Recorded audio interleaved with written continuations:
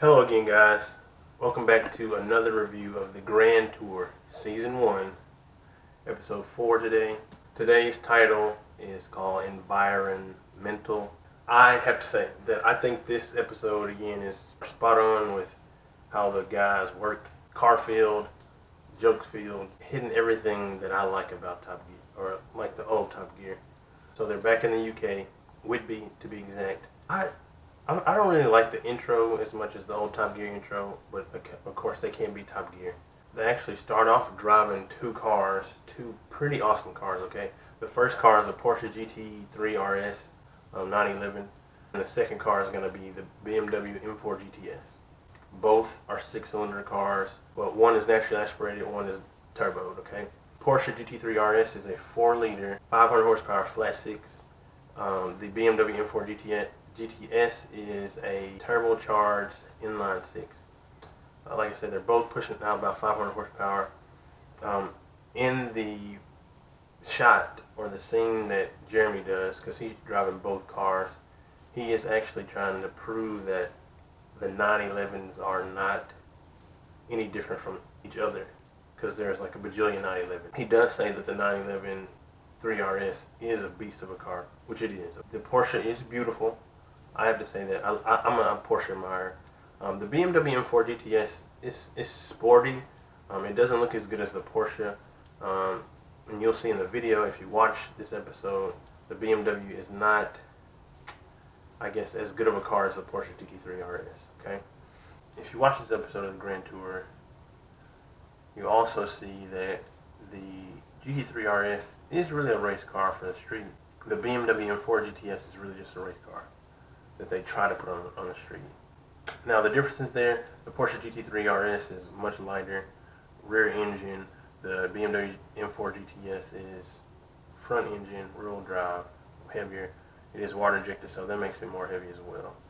Both have 190 mile per hour top speed. My favorite is going to be the Porsche GT3 RS. Mike Skinner does get to drive both cars around. They only show Mike Skinner drive the BMW around the track. Again, I'm not fond of Mike Skinner. He just isn't funny. I think they need to get a new driver. I've said this in each and every one of my reviews.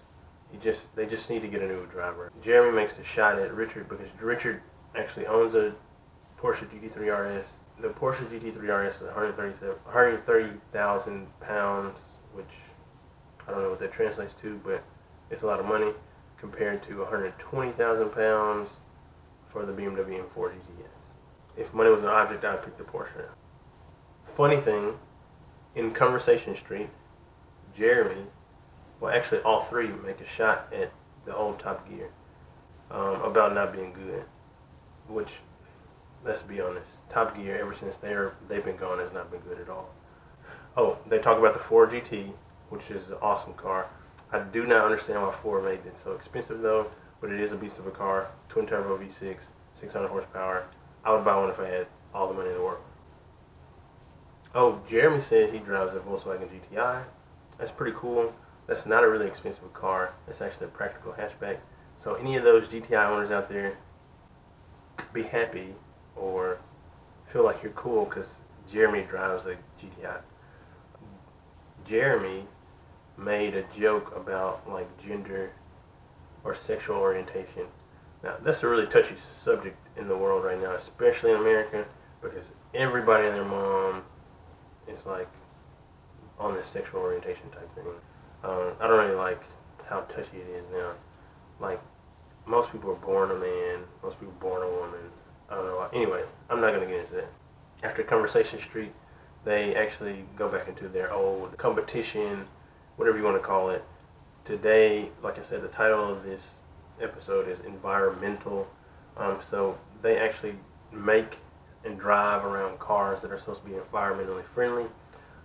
James drives a car that is made completely of mud. Jeremy drives a car made out of bones and animal skin. Richard drives a car that is made out of plants or a garden. When you see through the episode, James' car just falls apart because it's just made out of mud. Then he tries to remake it like 3 different times out of brick. Then he makes it out of hay.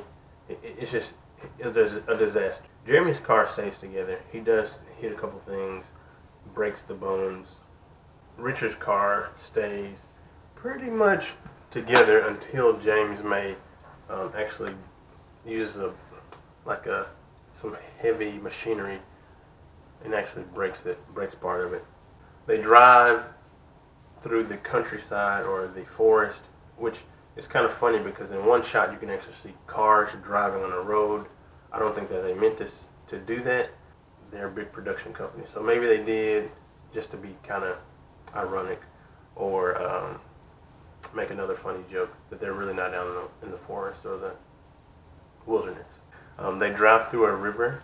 The celebrity today was supposed to be Jimmy Carr. He actually died by crashing a jet ski into a boat in the river behind their tent.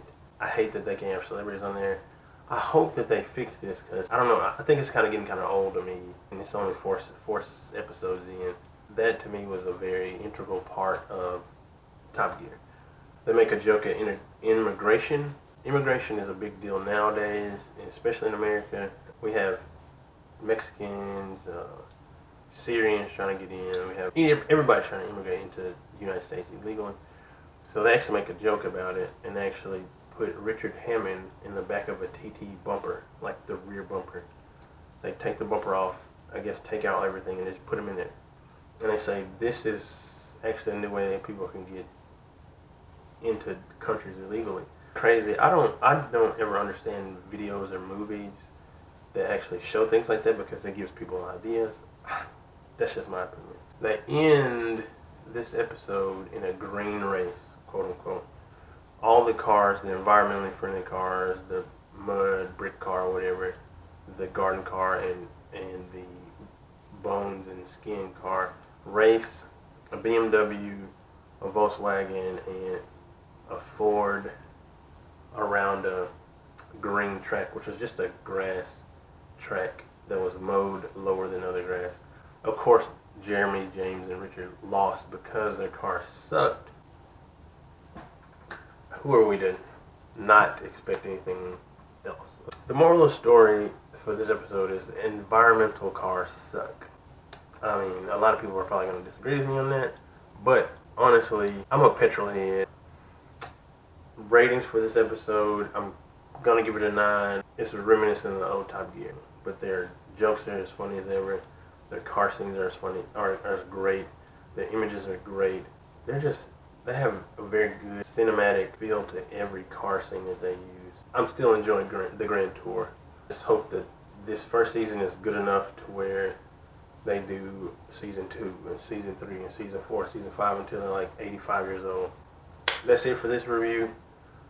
I will have another review uploaded next week of episode 5. So look forward to it. And that's it. Make sure you comment below. I didn't say that throughout the review before, but comment below. I want to know what you think about the episodes. I don't want you to just watch me. I want you to tell me what you think, because maybe I'm just being biased towards Top Gear, and maybe the Grand Tour really sucks. But anyway, just let me know. And yeah, check out some of my other videos. I do a little bit of car stuff, like car shows. My wife and I travel a lot. We have a big family, so we have videos all over the place. So I would love if y'all check other videos out. Subscribe to the channel if you like this video. Subscribe to the channel if you like any of my other videos. Or if you just like hearing me talk or seeing my wife talk whenever you see her, because you're going to see her too. And you're going to see a little baby in the future. We'll catch y'all later. Thanks again for watching. Catch you on the next episode.